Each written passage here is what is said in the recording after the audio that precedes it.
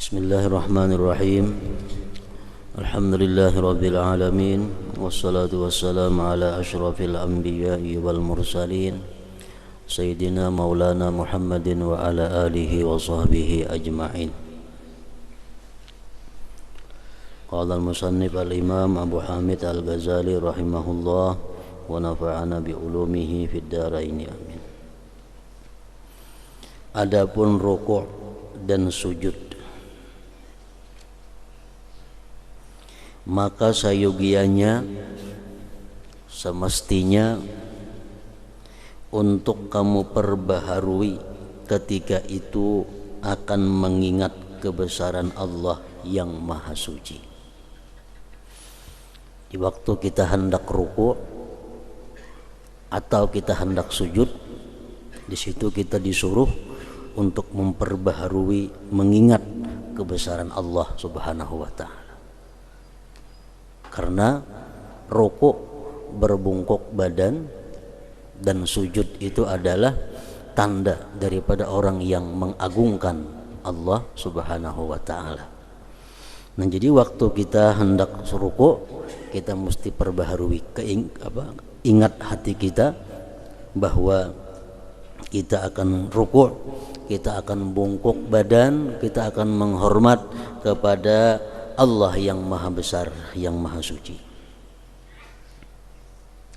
Dan kamu angkat kedua tanganmu dengan mohon perlindungan, dengan ampunan Allah Azza wa Jal dari siksanya, dengan memperbaharui niat dan mengikuti sunnah Nabi Sallallahu Alaihi Wasallam. Jadi waktu hendak ruku, di situ kita disuruh mengangkat tangan sekaligus mengucap takbir Allahu Akbar. Gunanya di situ kita mengucap takbir Allahu Akbar supaya ruku itu kita benar-benar merasakan kebesaran Allah. Jangan ada dalam hati kita sedikit pun sesuatu selain Allah di dalam ruku' dan sujud itu. Oleh karena itu kita disuruh Allahu Akbar, Allah maha besar. Ruku', nah, dalam ruku' kada ada ingatan lagi. Kenapa? Karena sudah meyakini bahwa yang maha besar itu adalah Allah Subhanahu wa ta'ala. Itu mestinya kelakuan ruku' orang yang sembahyang khusyuk tadi.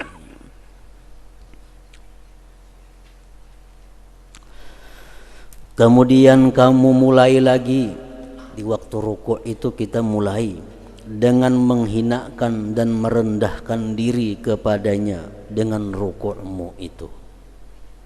Bila kita ingat bahwa Allah yang maha besar, Allah yang maha suci, di situ kita ingat bahwa kita adalah maha hina dan maha rendah. Dan kamu bersungguh-sungguh dalam melunakkan hatimu dan memperbaharui khusyukmu, dan kamu rasakan hal itu akan kemuliaan Tuhanmu dan kesia-siaanmu serta ketinggian Tuhan.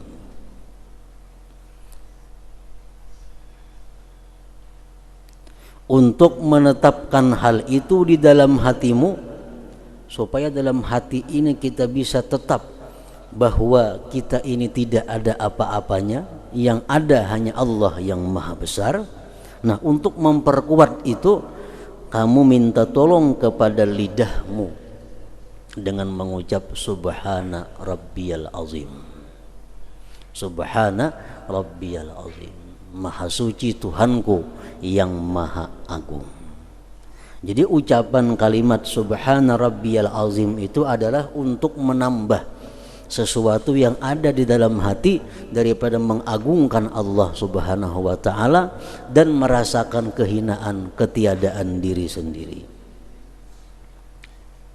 Subhana Rabbiyal Azim. Sebahagian ulama mengatakan sunat dibuat wa bihamdih. Subhana Rabbiyal Azim wa bihamdih. Ada sebagian ulama lagi mengatakan kada sunat berbuat wa bihamdih, itu cukup subhana rabbiyal azim. Begitu kita mengucap Subhana Rabbiyal Azim, Maha suci Tuhanku yang Maha Agung, maka sucikan Tuhanmu dan kamu saksikan kebesarannya. Sesungguhnya Dia lebih besar, agung dari setiap yang besar.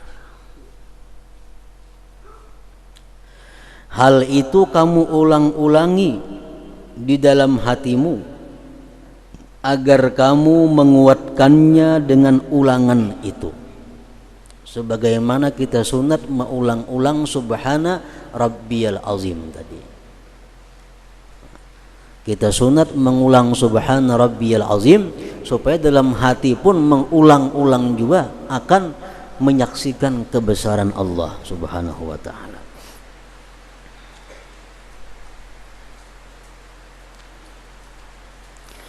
Kemudian kamu bangkit dari ruku'. Kemudian kamu bangkit dari ruku'mu dengan mengharap bahwa Dia itu sayang kepadamu. Dan dengan menguatkan harapan itu di dalam dirimu dengan ucapanmu Sami'allahu liman hamidah.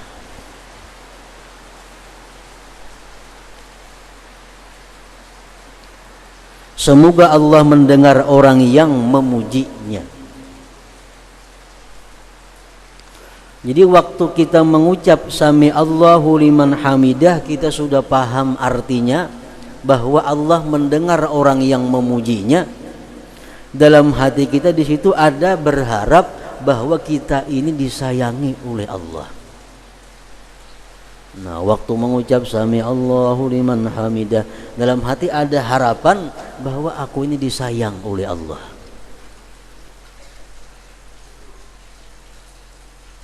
Kalau artinya semoga Allah mendengar orang yang memujinya, itu artinya. Tapi kalau rasanya minta supaya disayang oleh Allah. Yakni Dia memperkenankan orang yang bersyukur kepadanya. Kemudian kamu iringi syukur yang menghendaki penambahan itu dengan kamu baca Rabbana lakal hamdu.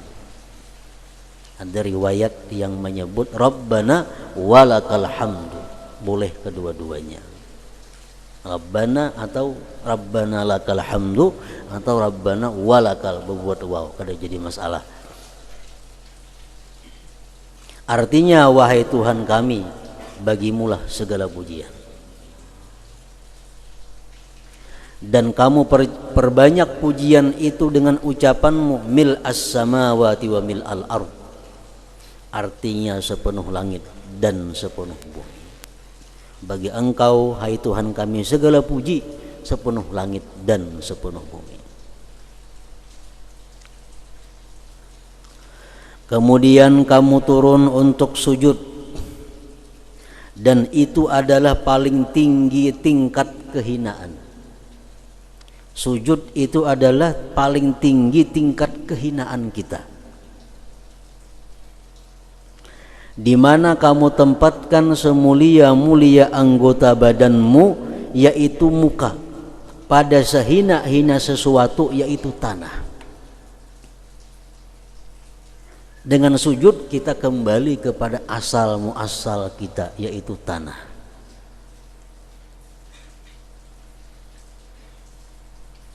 Jika mungkin bagimu untuk tidak meletakkan pemisah antara keduanya, lalu kamu sujud di atas tanah, maka lakukanlah. Itu lebih baik. Sunat lagi hukumnya. Kalau kita hakun sujud kada berdeti karang di tanah wara. Macam Sayyidina Umar bin Abdul Aziz, khalifah pertama Amirul Mukminin di abad pertama. Beliau waktu sujud kada mau sujud di sajadah, kada mau sujud di hambal, mesti harus di tanah. Karena itu lebih menunjukkan kehinaan seseorang. Sesungguhnya hal itu lebih menarik kepada kekhusyuan dan lebih menunjukkan kepada kehinaan.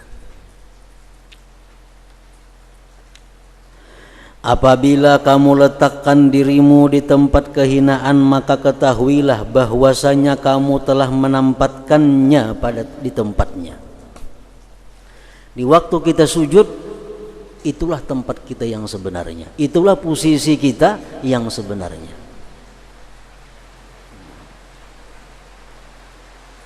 Apabila kamu letakkan dirimu di tempat kehinaan, dahi diandak di tanah tadi, maka ketahuilah bahwasanya kamu telah menempatkannya di tempatnya, dan kamu kembalikan cabang kepada asalnya. Artinya apa? Kalau diri kita ini kaya, kalau diri kita ini mulia, kalau diri kita ini berilmu, itu hanya cabang, itu hanya mendatang.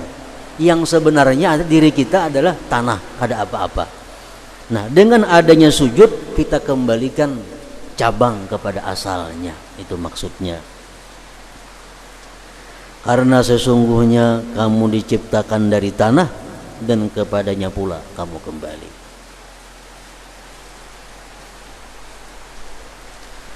Ketika itu, ketika sujud, perbaharuilah di dalam hatimu akan kebesaran keagungan Allah, dan katakanlah subhana rabbiyal a'la, artinya maha suci Tuhanku yang maha tinggi. Ada lagi pendapat ulama fikih mengatakan sunat ditambah wa bihamdi, subhana rabbiyal a'la wa bihamdi. Ada mengatakan kada sunat, cukup subhana rabbiyal a'la, kada jadi masalah itu. Maha suci Tuhanku yang maha tinggi. Makanya ada istilah orang yang sering kali sujud, dia akan ditinggikan Allah Subhanahu wa taala derajatnya, baik di dunia apalagi di akhirat. Karena bacaan sujud itu apa? Subhana rabbiyal a'la, maha suci Tuhanku yang maha tinggi. Dia banyak sujud kepada Allah, Allah tinggikan derajatnya di dunia dan di akhirat.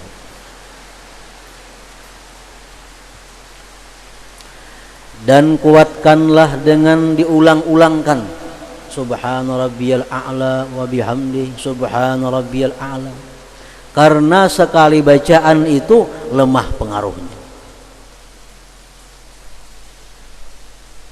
Sunat mengulang 3 kali. Apabila hatimu telah lunak, sudah merasa bahwa benar-benar hina, sudah merasa bahwa kita kembali kepada asalnya sujud, dan hal itu telah jelas, maka hendaklah kamu benarkan harapanmu terhadap rahmat Allah. Di waktu kita sadar tentang hinanya diri kita, di situ kita disuruh berharap rahmat Allah. Karena sesungguhnya rahmatnya Allah itu bersegera kepada kelemahan dan kehinaan. Allah kadang akan mengabulkan, kadang akan memberikan rahmat kepada kita kalau dalam hati kita sedikit pun ada mengandung kesombongan. Allah kadang akan memberikan rahmat kepada kita kalau dalam hati kita ada merasa kesucian. Allah akan mendatangkan rahmat kepada kita di waktu kita merasa bahwa diri kita ini hina, diri kita penuh dengan dosa. Nah, di saat itu Allah akan memberikan rahmatnya, Allah akan melapangkan kesusahannya. Karena sesungguhnya rahmatnya itu bersegera kepada kelemahan dan kehinaan. Kita ingat kisah Nabiullah Yunus alaihissalam. Nabiullah Yunus seorang nabi. Nabi, arti nabi itu jelas sudah maksum minaz dzunub, terpelihara daripada dosa. Nabi kada mau berdosa. Nah, begitu Nabi Yunus dalam kesusahan, dalam kesengsaraan, di dalam laut, di dalam iwak lagi, Allah menyuruh memberikan wahyu kepada Nabi Yunus untuk mengata satu kalimat yang menunjukkan kesucian Allah dan kehinaan diri. La ilaha illa anta subhanaka inni kuntu minaz zalimin. Itu kalimat wahyu dari Allah kepada Nabi Yunus untuk dibaca. La ilaha illa anta, tidak ada Tuhan selain engkau, subhanaka, maha suci engkau, inni kuntu minaz zalimin, sesungguhnya aku adalah tergolong orang-orang yang aniaya, orang-orang yang zalim. Di situ Nabi Yunus diperintahkan Allah untuk mengakui kehinaan diri. Orang zalim itu hina. Makanya kalau ada kita merasa diri kita ini zalim, baik itu. Kalau kita merasa diri kita ini wala itu ngarannya. Nah,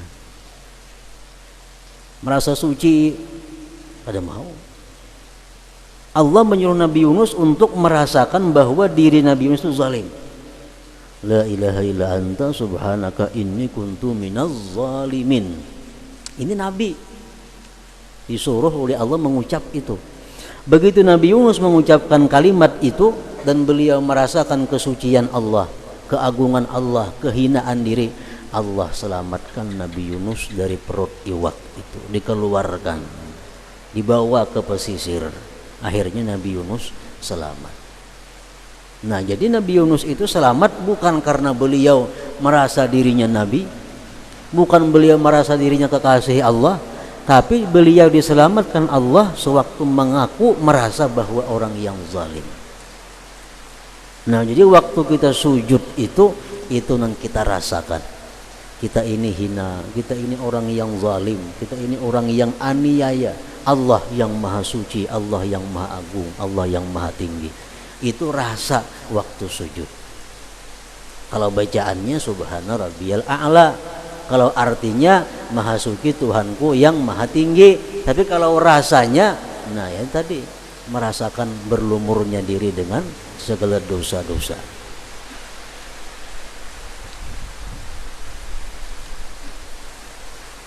Di dalam kitab Al-Hikam, di situ disebutkan bahwa doa itu sangat baik apabila sebelum berdoa itu kita bertawassul dengan kepakiran kita, dengan kepakiran kita. Allahumma inni as'aluka bifakri ilaika. Ya Allah, aku minta kepada Engkau dengan kefakiranku kepada Engkau. Nah, berarti kita mengaku bahwa kita ini fakir. Kita mengaku diri kita ini berhajat kepada Allah. Allahumma inni as'aluka bifakri ilaika. Ya Allah, aku minta kepada Engkau dengan kefakiran yang ada padaku. Paling baik bertawassul menurut pengarang hikam itu adalah bertawassul dengan kefakiran diri.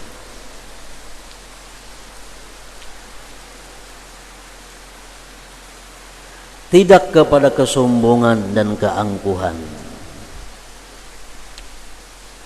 Lalu ingatlah kepalamu, angkatlah kepalamu dengan membaca takbir Allahu Akbar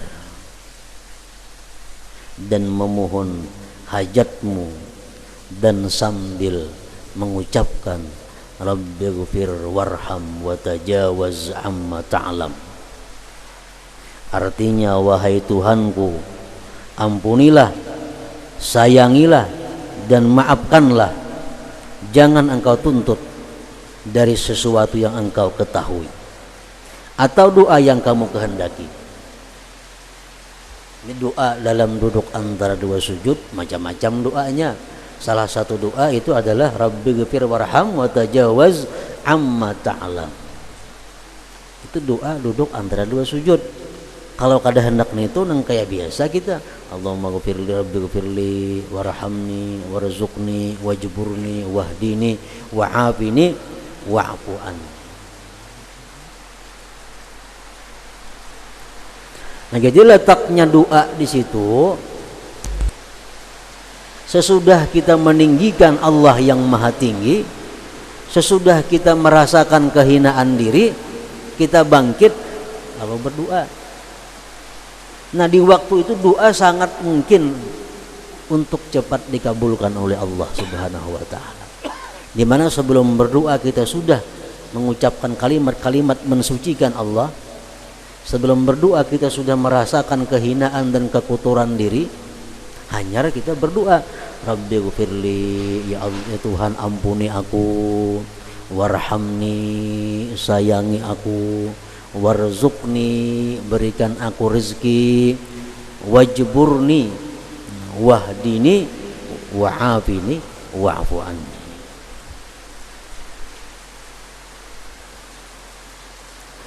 Kemudian kuatkanlah perendahan diri itu dengan mengulangi, maka kembalilah ke sujud yang kedua kali seperti yang demikian itu juga.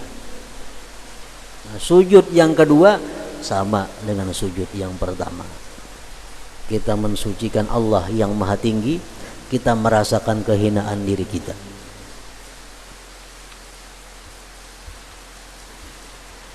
Adapun tasyahud apabila kamu duduk untuknya, maka duduklah dengan beradab.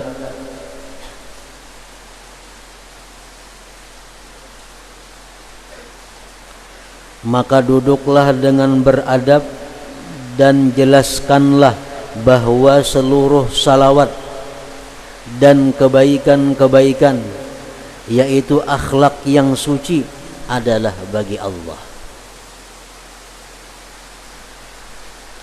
Demikian juga kerajaan itu bagi Allah.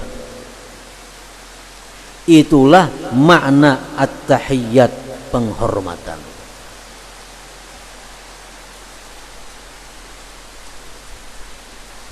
Kita baca at-tahiyyatul mubarakatus salawatut tayyibatu lillah. At-tahiyyatu, segala penghormatan, segala macam sifat-sifat kerajaan, lillah. At-tahiyyatu, segala macam penghormatan, segala macam sifat-sifat kerajaan, al-mubarakatu, yang penuh berkah, yang penuh dengan kebaikan. As-salawatu tayyibatu, sembahyang-sembahyang. At-tayyibatu, kalimat-kalimat yang indah, kalimat-kalimat yang suci. Lillah, itu hanya milik Allah, itu hanya bagi Allah. Nah, itu yang sempurna. Amunnya dibacanya at-tahiyyatu lillah, boleh aja juga. Anak ringkas misalnya at-tahiyyatu lillah, boleh. Cuman yang bagus ya tadi at-tahiyyatul mubarakatus salawatut tayyibatu lillah.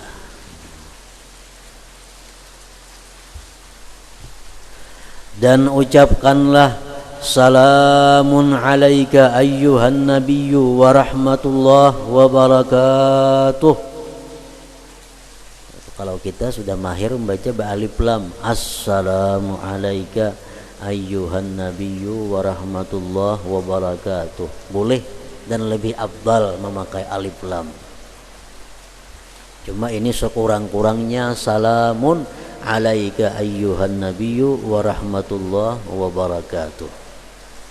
Artinya semoga kesejahteraan, rahmat dan berkah Allah atasmu wahai Nabi.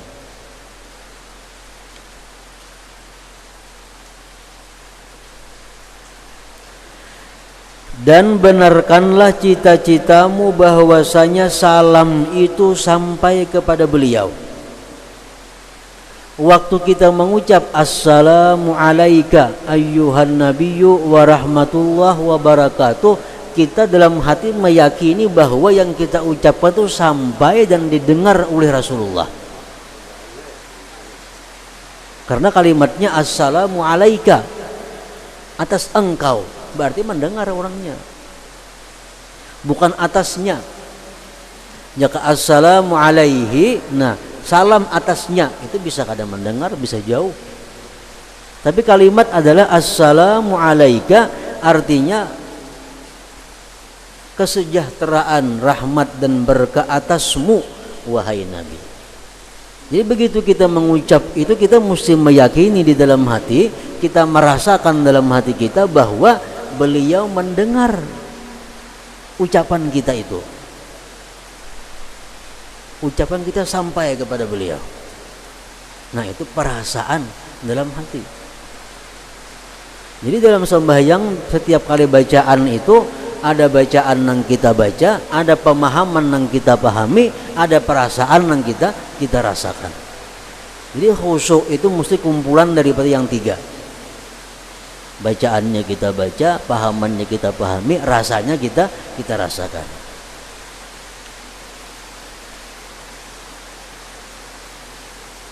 Dan benarkanlah cita-citamu bahwasanya salam itu sampai kepada beliau dan beliau membalas atasmu dengan sesuatu yang lebih sempurna daripadanya.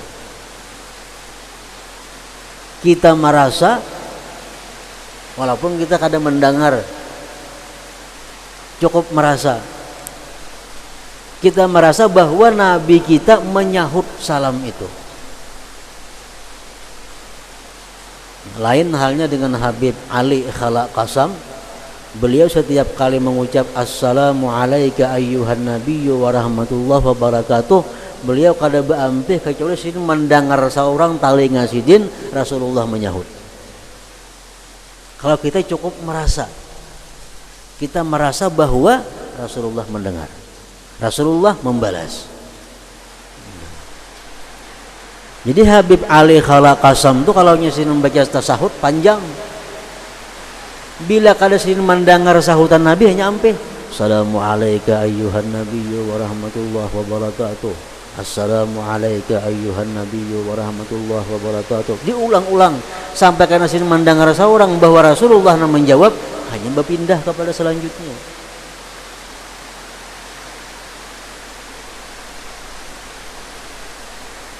Dan benarkanlah cita-citamu bahwasanya salam itu sampai kepada beliau dan beliau membalas atasmu dengan sesuatu yang lebih sempurna daripadanya.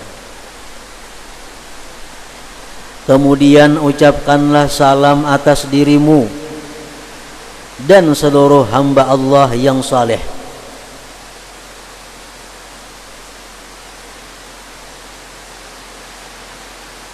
Kemudian cita-citakanlah bahwasanya Allah yang Maha Suci membalasmu dengan salam yang sempurna dengan sejumlah hamba-hamba Allah yang saleh.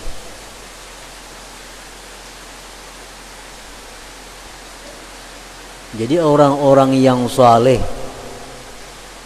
itu pasti selamat, pasti sejahtera. Salam itu artinya sejahtera. Selamat artinya sejahtera.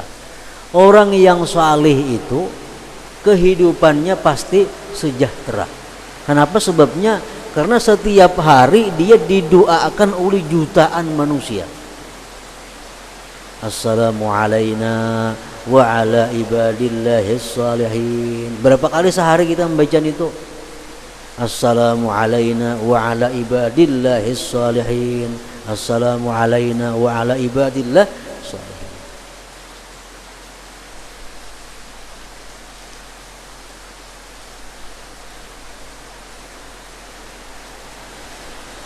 Kemudian bersaksilah bagi Allah Ta'ala dengan kemahaasaan dan bagi Muhammad nabinya sallallahu alaihi wasallam dengan risalah menjadi rasul, dengan memperbaharui janji Allah yang maha suci dengan mengulangi 2 kalimat syahadat dan mulai berlindung dengannya.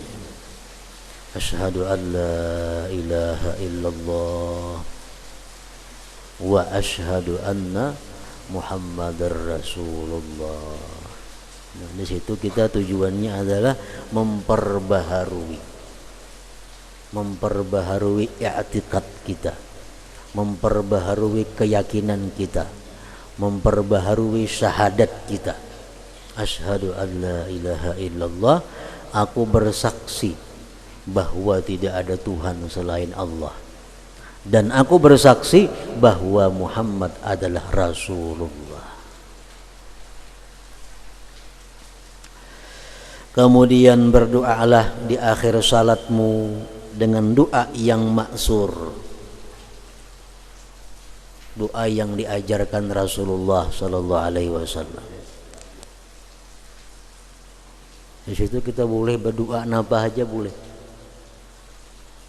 Sudah kita bersahadat tadi, kemudian sudah salawat atas Nabi sallallahu alaihi wasallam, asyhadu an la ilaha illallah wa asyhadu anna Muhammadar Rasulullah, Allahumma shalli ala sayyidina Muhammad wa ala ali sayyidina Muhammad kama shallaita sampai habis, innaka Hamidum Majid.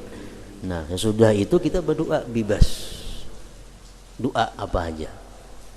Cuma ulama-ulama fikih mengatakan yang paling baik itu doa yang pernah diajarkan oleh Rasulullah sallallahu alaihi wasallam. Kemudian berdoalah di akhir salatmu dengan doa yang maksur. Allahumma ghfirli ma qaddamtu wa ma akhartu wa ma asrartu wa ma a'lantu wa ma asrabtu wa ma anta a'lamu bihi minni antal muqaddimu antal muakhiru la ilaha illa anta astaghfiruka wa atubu ilaik. Itu salah satu doa yang diajarkan Rasulullah. Allahumma ghfirli, ya Allah ampuni aku, ma qaddamtu, dosa-dosa yang telah lalu. Artinya lain lawan rasanya. Kita mengucapkan itu, kita paham artinya, rasanya ada berharap, rasanya ada malu, rasanya ada menyesal. Allahumma ghfirli ma qaddamtu, ampuni dosa-dosa yang telah lalu, wa ma akhartu, dosa-dosa yang akan datang, dosa-dosa yang akan datang, wa ma asrartu, dosa-dosa yang tersembunyi, dosa-dosa dalam hati, dosa-dosa yang kadang diketahui oleh orang, wa ma a'lantu, dan dosa-dosa yang terbuka, dosa-dosa yang diketahui orang, minta diampuni juga kepada Allah.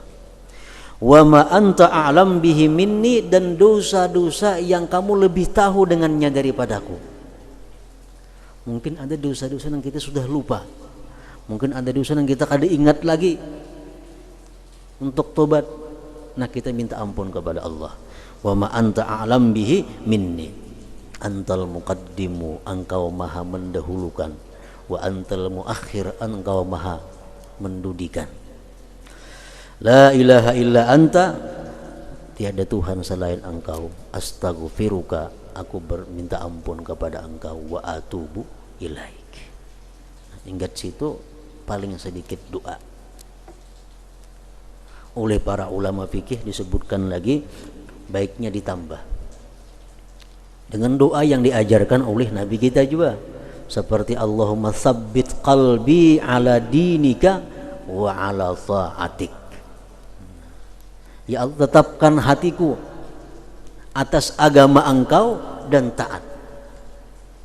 Sehingga dalam keadaan susah, hati kada berubah daripada agama Allah dan taat kepada Allah. Dalam keadaan susah, dalam keadaan bahagia, gembira, tetap dalam agama Allah dan taat kepada Allah. Allahumma tsabbit qalbi ala dinika wa ala ta'atik. Ada lagi ulama mengatakan sunat lagi menambah dengan doa yang diajarkan Rasulullah juga. Allahumma inni a'udzubika, ya Allah aku berlindung dengan engkau, min azabil qabri, dari azab kubur, wa min azabin nar, dari azab neraka, wa min azabil mahya wal mamat, daripada azab, daripada fitnah, amin fitnatil mahya, daripada fitnah kehidupan dan fitnah kematian, amin fitnatil masihid dajjal, dan daripada fitnah masihid dajjal.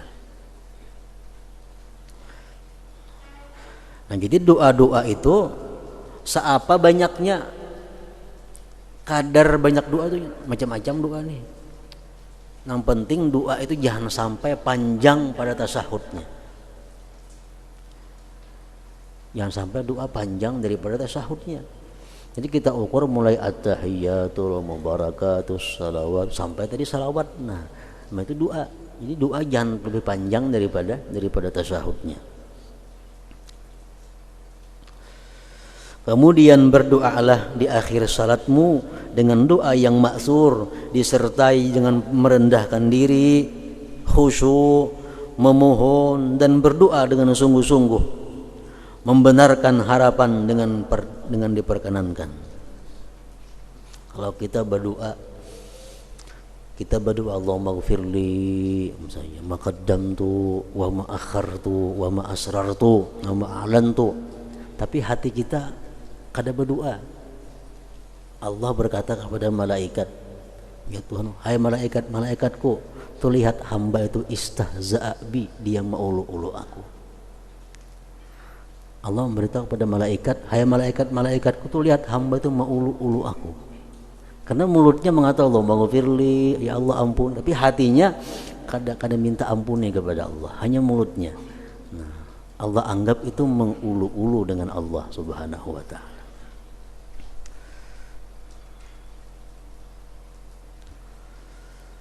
Nah, jadi mesti membaca doa tadi paham yang dimaksud, ditambah paham ada rasa lagi rendah diri, rasa khusyuk, mohon dan berdoa dengan sungguh-sungguh, membenarkan harapan dengan diperkenankan, dikabulkan.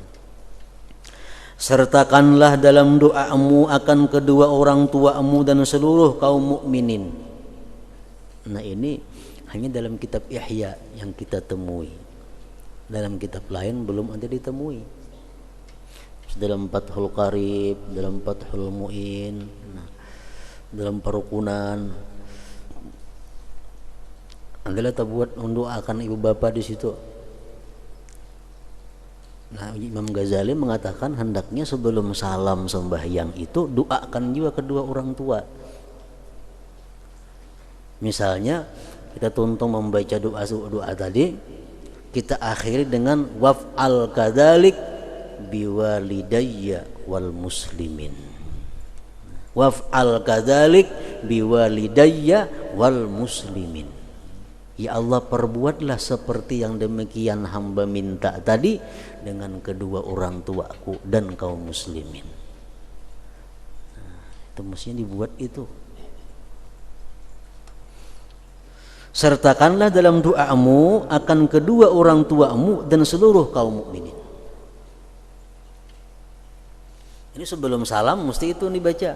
Waf'al kadzalik, perbuat olehmu ya Allah dengan demikian yang aku minta tadi. Biwalidayya wal mukminin, wal mukminin. Nah, dengan kedua orang tuaku dan orang-orang yang beriman. Ketika salam, tujukanlah salam itu atas malaikat dan hadirin, dan niatkanlah mengakhiri salat dengan salam itu, dan rasakanlah syukur kepada Allah yang Maha Suci atas taufiknya menyempurnakan ketaatan ini,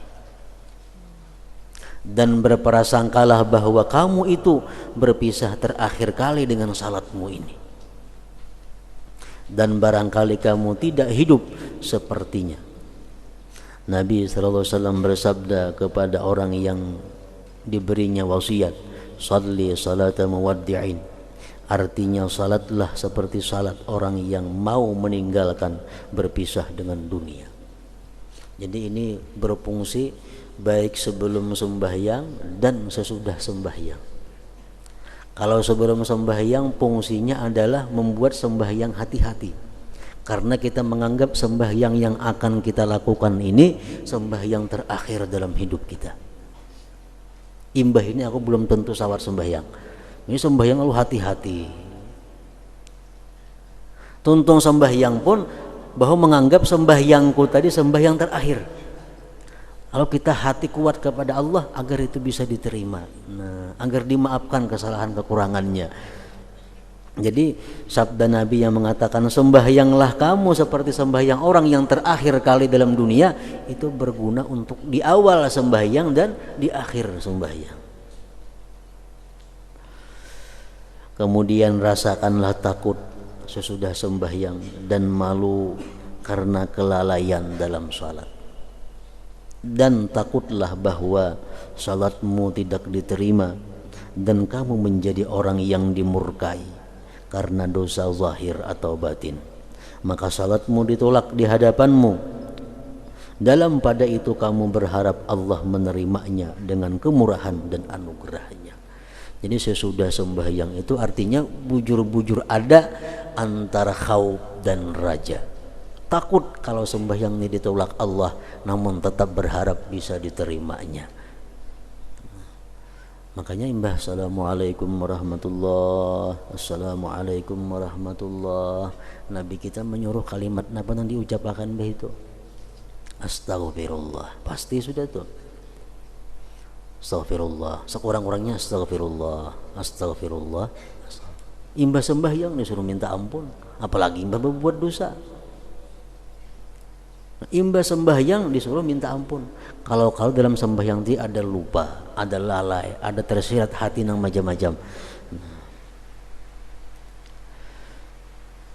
Yahya bin Wathab apabila sudah salat maka ia diam pada masa yang dikehendaki Allah. Lawas artinya diam. Maevaluasi sembahyang tadi, di mana kesalahannya, minta ampun lawan Tuhan. Di mana Anda tadi merasa kebaikannya, bersyukur kepada Allah. Nah, sesudah sembahyang itu diketahui atasnya kesedihan salat. Ibrahim An-Nakhai setelah salat diam satu saat, seolah-olah dia sakit.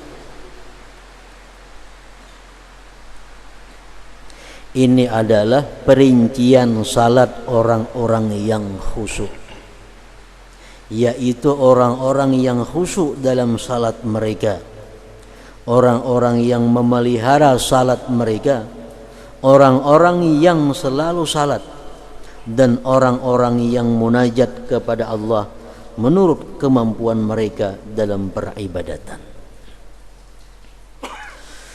Maka hendaklah manusia itu menampilkan dirinya pada salat ini. Maka menurut kadar yang dimudahkan baginya, ia sayogianya untuk bergembira, dan atas sesuatu yang ia keluputan, maka sayogianya ia menyesal. Ini imbah sembahyang. Kita ingat tadi dalam ruku kita bagus, dalam ruku sujud merasa cocok sesuai aturan, nah kita gembira, kita syukur kepada Allah. Dan atas sesuatu yang ia keluputan, maka sayogianya ia menyesal. Dalam duduk antara dua sujud tadi kada ingat kepada Allah, nah menyesal. Dan dalam mengobati hal itu sayogianya ia bersungguh-sungguh. Adapun salat orang-orang yang lalai maka itu berbahaya, kecuali Allah meliputinya dengan rahmatnya. Sedangkan rahmat itu luas dan kemurahan itu melimpah, maka kita mohonkan kepada Allah semoga Dia meliputkan kita dengan rahmatnya dan menyiram kita dengan ampunannya, karena tidak ada perantaraan bagi kita kecuali dengan mengakui kelemahan dalam melaksanakan ketaatan kepadanya. Dari situ ketahuilah